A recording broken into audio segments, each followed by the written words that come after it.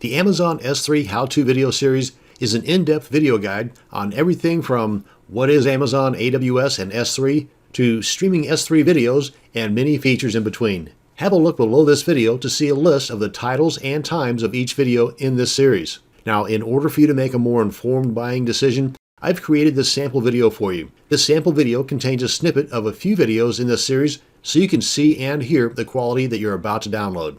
So, without further ado, my, and soon to be yours, Amazon S3 How-To Videos. Amazon S3 is one of the products offered by Amazon's Web Services, also known as AWS. AWS is like a toolbox, and S3 is like one of the many tools in that toolbox that Amazon.com offers. Now, S3 is short for Simple Storage Service and is kind of like your computer's hard drive, only with unlimited storage space. In this video, you're going to look over my shoulder as I show you how to get the links we need to display images that are hosted on our Amazon S3 account, as well as other file types like PDFs or even zip files. And we will use what is called query string authentication to secure these links. This type of security allows for you to display these files, like images for example, or even PDFs or downloadable zip files, for a specified time that you lay out, and these links can be revived by simply refreshing the page or reloading the page that they're on. Now, a great example of this,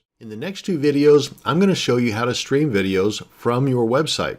This video will be showing you from a static HTML website, and the next video will be from a WordPress site. Now, the first thing to do is to get the proper video formats so that your video will stream or play on all major browsers. The formats you're going to need are MP4 and WebM.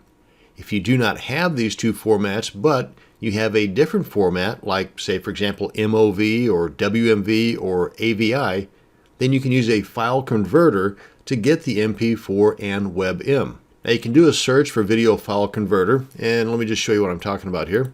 For example, on Google.